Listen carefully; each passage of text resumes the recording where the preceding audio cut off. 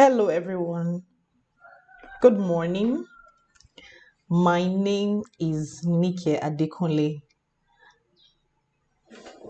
Good morning, everyone. My name once again is Nike Adekunle, and I'm always delighted to be here. It's another Saturday morning, and we want to hear words of wisdom concerning our relationships. So, how has your week been? Mine has been fantastic, and I want to say thank you to everyone that keeps joining me here every Saturday morning. Like I said, my name is Nike Adekunle, and I am a couple therapist and a relationship coach. And I'm always excited to talk to you about your relationships. I'm always excited to get you thinking about your relationships. So if you are interested in, making your relationship become better, you want to build intimacy, you're frustrated with what you have, and you want to make it better, this is the right place for you to be. And we would be having a lot of I'll be challenging you to do a lot of thinking about your relationship, and I'm here to help. I'm not claiming to be better than any other person, but I know that, yeah, this is my own turf. I enjoy studying relationship. I own a relationship school, and I want to just help to impact you in meaningful ways. And so today I want us to talk about financial abuse. Today, I want us to talk about financial abuse, signs of financial abuse. And financial abuse is not it doesn't occur to, it doesn't happen only in one gender. It is a gender neutral issue, like I used to like to identify. It's a gender neutral issue, and it happens to both male and female, and it happens in different layers of our relationships. Sometimes it happens from parents to children. Sometimes it happens to spouses, when you're in a romantic relationship with someone, whether you are married or single. And sometimes our relatives also, we can it can happen in that kind of relationship where you are just being financially abused. And what is financial abuse to start with? What is financial abuse? I want to read what I have here. And it says that it is a form of domestic abuse. It involves controlling a victim's ability to acquire, use, and maintain financial resources. Let me take that again. Financial abuse is a form of domestic abuse. It involves controlling a victim's ability to acquire, use, and maintain financial resources. And you know, a lot of people are being financially abused, and that is one of the reasons why I'm talking about this topic today. Like I said, it's a gender neutral issue, but especially, let's be truthful, especially women are being financially abused, and some of them do not even know that they are being financially abused. Financial abuse involved manipulation. It involves, intimidation, and it involves power, and it involves control. And these are the things that I want us to really look at today. That why is it that people are in financially abusive relationships, and they don't know? It is because a lot of people are uneducated about these things. Some of them are unaware that they are victims, and some of them, as in any case of abuse, a lot of people shy away from wanting to admit that I am in this situation. And so, as in any case of abuse, oh, sorry. Okay, sorry. Okay, so like I said, as in any case of abuse, hey, Mama Angie is here. Let me just quickly say hello to my people. Mama Angie, thank you very much. Ogechi, is here. Who else is there? I can't see you. Okay, Mama Angie, thanks for being here. So I'm talking about financial abuse this morning, and I was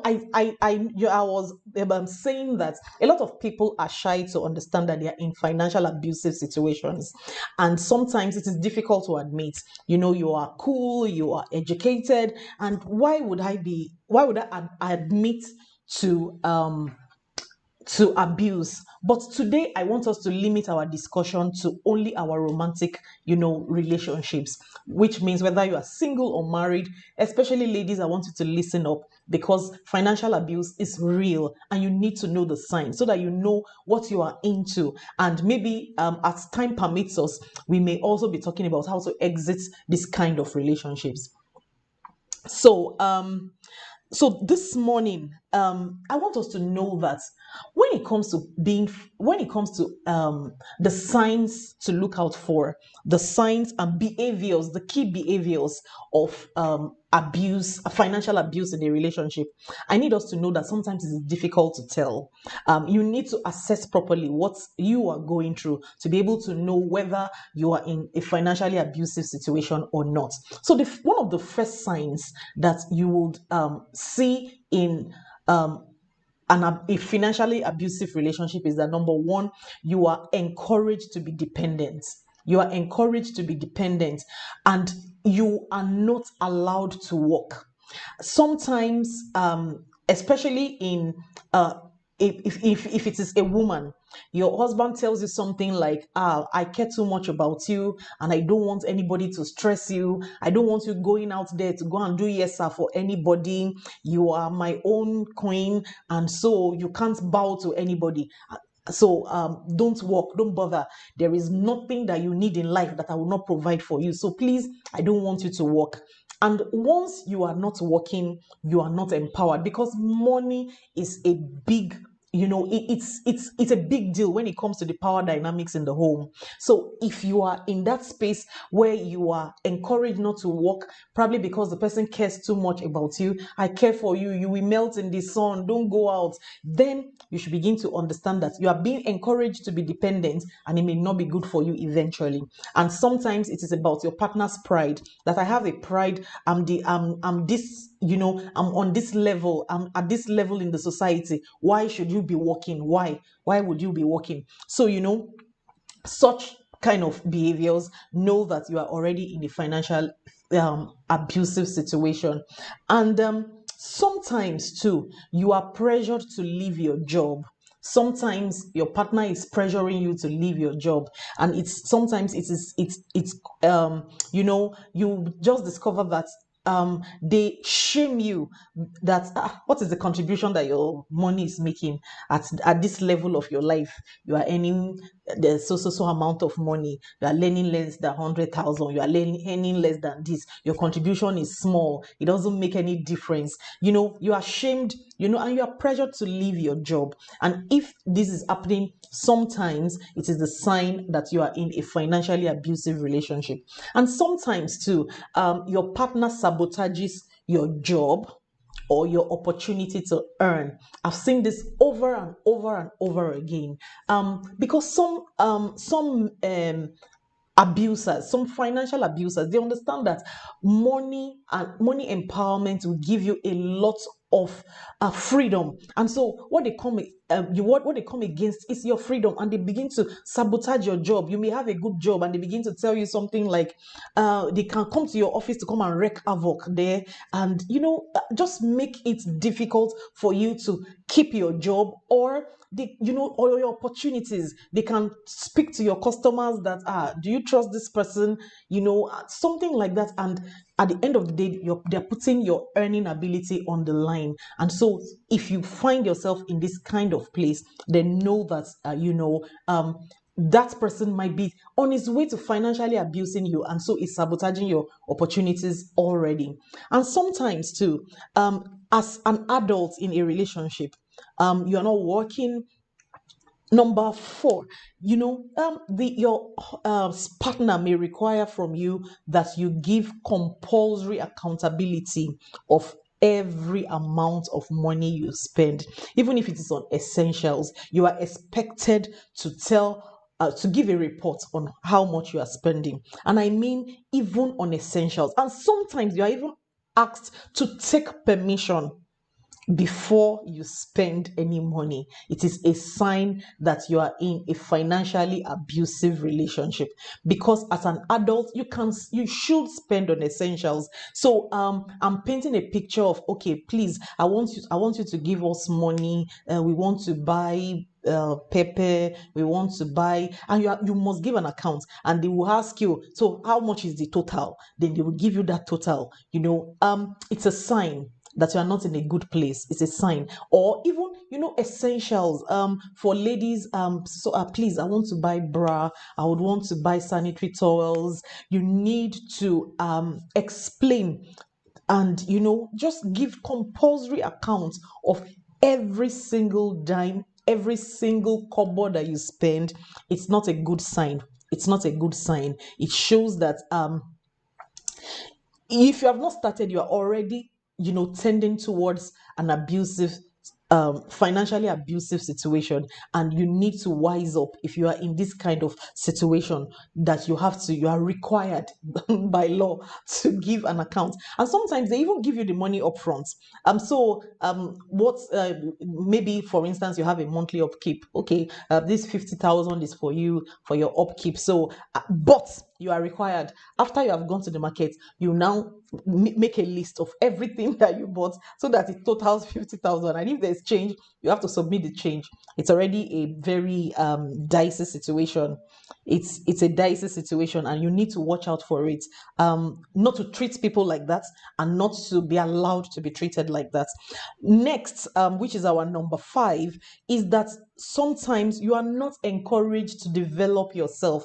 I know a lot of people, men and women alike, they want to further on their dreams, they want to do something better, and their partner just has a problem with it. And so, why are you going to do that thing now? What course is that? Because that you'll be required to go and write your exams in Ghana, then it will be taking you away from me. It sounds, because sometimes financial abuse initially starts out on a premise of love and care.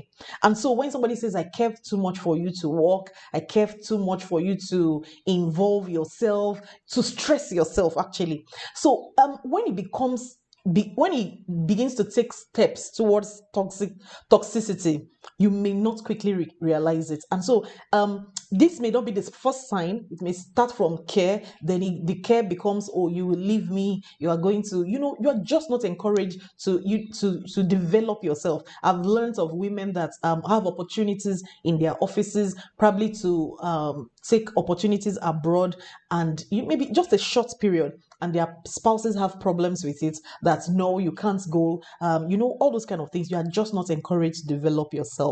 Number 6 now, you do not have access to family funds. You do not have any access to family funds. Some people, they are living well, they are living large, male and female alike.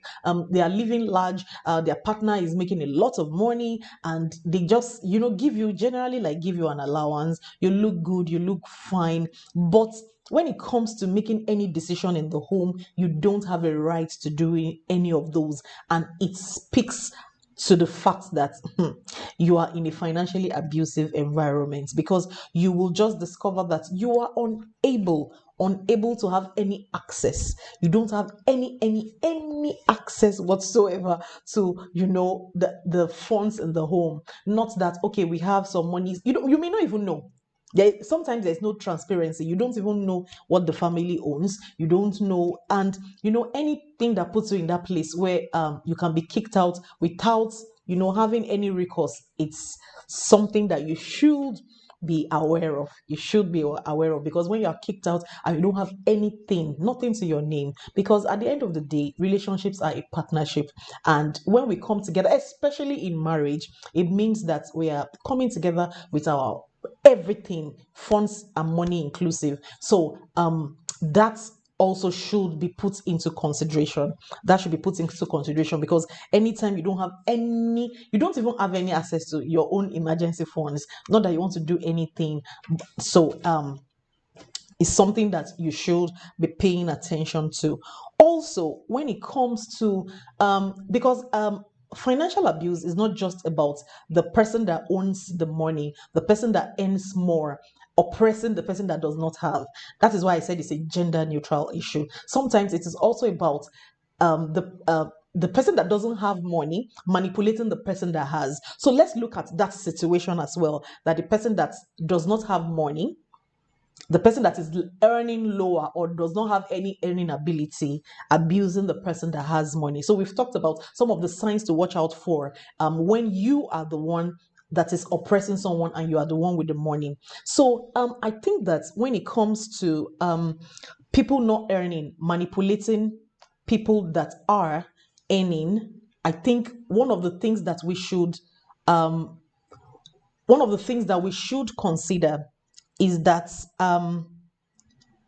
when someone begins to manipulate you to spend excessively on them or uncomfortably, something that is uncomfortable for you to do, when they begin to oh, this network is okay.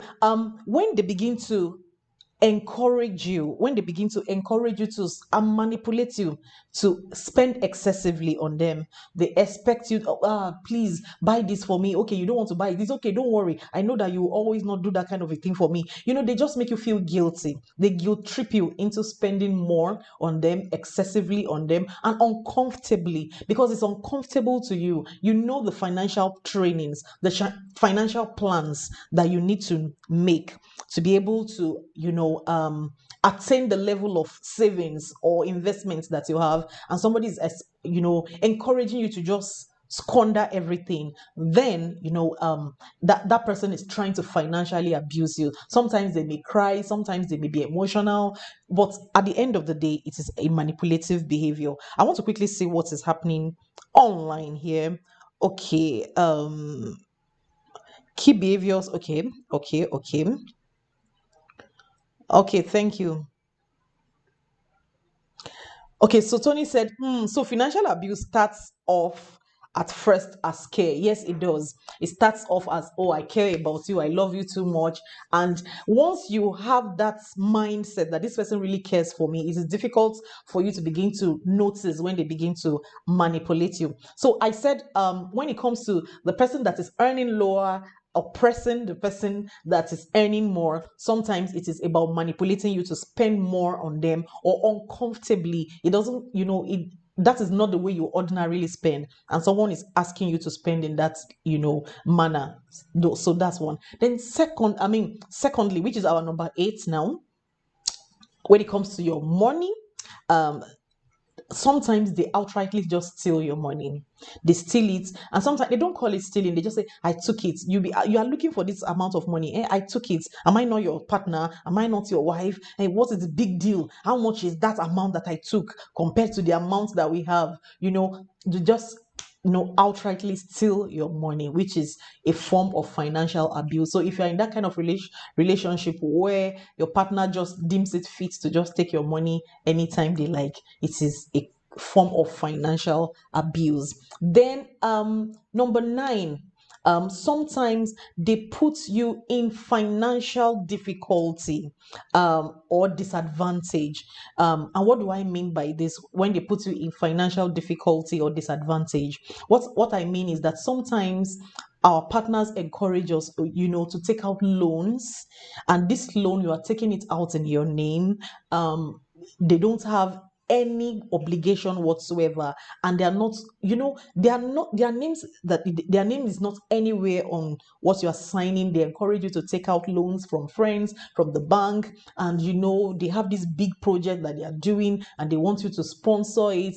And by the time this business fails or does not work out the way they plan, they know they don't have any obligation, and so they just step out. And this is usually done, a lot of manipulative people do this because they want to continue to be indispensable, because somebody that is your money is with, that is with your money, you just generally feel like, this person is not somebody to let go now. I need you to be here to pay your money, but they know they are not going to pay their money, and they're just being manipulative. And so they know that they become indispensable, and you begin to reward their bad behavior by just being there for them. And so they put you in a very bad state when it comes to your finances, and you will continue to reward their bad behavior by being loyal to them. So these are some of the things that happen, when we are in a financially abusive situation. They pressure you to make you feel like you don't love me enough, and that is why you are not giving me what I'm asking for. And so these are some of the things that happen in abusive relationship. Like I said, financial abuse is usually about the power, because there is nothing that defines power in a relationship than the money in the relationship. If I have the money, I have the say, I have the control, I have the power. So usually financial abuse is about control and power. And so another thing, when we begin to look at it from the lenses of control and power, is that sometimes they control all the spendings in the home. They control all your spendings. You don't have a say. Your opinion is not required, neither is it needed. And so everything they do is just about, you know, just control everything. So sometimes they hide under it's a capital project, and you know that it is only in my account. But even if it's a capital project, you don't have a say. You can't say, no, we are not doing this now. Let's do this now. Okay, let us sit down and plan, what this is about. I think I have a question here. Okay, Tena is saying that, can financial abuse start off with being dependent on your partner for a long time? In fact, that is one of the best ways to start, because if you are even empowered, if you're empowered, Tena, sometimes what they do is that they try to pressure you into quitting your job. But now that you are dependent, and you are dependent for a long time, the person is already used to having power, having a say, having control of everything that happens in that home. And so if you're it's just a good recipe. So yes, it can be it can be as a result of being dependent for a long time. And so every adult should know that codependency is not good for any relationship, and we need to be educated about these things. Sometimes a lot of women have that mindset that I need a man that can take care of me. But you don't know that what you are doing is that you are upsetting the dynamics in that home, and it will not be favorable to you eventually. So yes, it can start from, being dependent for a long time. Femi Adekunle said, to avoid being in this place, this should be thoroughly discussed during courtship. Yes, yes, yes. It should. You should agree on what you want, what you want generally, what is the ideal. Because okay, even now, if I'm not working now, I am eventually going to get a job. I hope it's not a problem. If they transfer me, I hope it's not going to be a problem. If I get an opportunity abroad, 1 year, 5 months, everything, I'm going to go. If it requires me to go with the children, if it requires me to delegate some of my duties, would it be okay by you? I think these are some of the things that we should trash out before we get married. Our time is fast running, and I still have a lot of things to talk about, especially when it comes to control and power. When it comes to control and power, but I think that maybe I should try to be drawing the curtains here. Like I said, I don't want these videos to be too long. I just want us to be able to discuss reasonably. Our people have problems of data because people watch this eventually, and I don't want them not to see the video and decide, I'm not going to watch it. This is going to give me too much. It's going to spend too much of my data. So I would want to say that sometimes we don't recognize these things. Even if you are the one in, a financially abusive relationship, sometimes you are unaware of it. I know of couples that, when you see, especially, the couple that I know, the wife is being financially abused and she cannot tell. Even when you try to tell her that this is not good, she cannot tell, because looking at it from the outside, she has a driver, she has a car, the husband gives her a lot of money. No, he doesn't give her a lot of money, but he gives her a lot of buys her a lot of things, a lot of stuff. So when you see someone that comes to your midst and the person is looking powerful, the person is looking, and the person is saying, I'm being financially abused, you'll be wondering what. But the person does not have access to a kobo. She cannot make any financial decision. She cannot make any financial contribution. And she's prevented from making those decisions. It's a bad place to be in any relationship. And I think that every single one of us, we should begin to think of these things. We are going to have, we are going to continue this discussion probably in the upper week, because next week I have a guest that I've been chasing around for a long time, and he's going to oblige us by being here next week. So we're going to talk about something different next week, but we are going to come back to this issue of financial abuse, because there is still a lot that I want to talk about. We have not talked about, we have not really delved into the issue of the control and how the control thing plays out. And so I want to encourage you that you should please stay tuned and watch our videos when you see them. It's going to be beneficial to you. Like I said at the beginning of this my small talk, and well, I can call it a lecture. My name is Nikki Adekunle, and I'm a couple therapist and relationship coach. And that is what I enjoy doing. Enjoy helping you to fish out those small foxes that affect our relationships and make us have conflict. And so I'm an expert in doing this. I help you fish out what is really wrong, the hidden cause of your of whatever it is that you're going through in your relationship. And I love to train. I love to I love to train people. We have courses online that you can take. One of it is finance in marriage, finance for singles. You can learn a lot. We have a lot of courses online on our website that you can go to and learn from. And if you need to visit us, you need couple therapy, you need clarification, you need someone to profile you, especially for single people. You need someone to profile you to understand the kind of conflicts that you are likely to face when you get married. This is the right person to talk to, because I'll profile the two of you on a psychological level, on a deep level, emotional and psychodynamic level, and we'll be able to help you unearth the issues that you are likely to face, and you will be in that place where you already know and you are prepared for whatever is coming ahead. And like I said, I love to train. I love to train people. And if you want to do what I do, if you enjoy speaking with people, if you enjoy, seeing people get better, there's a training that is coming up. It's a professional counselor's training, and you should just make yourself available. Go to all my social media handles and you'll find our courses there. And till I come your way next week, I want to say that please remain in love, strive.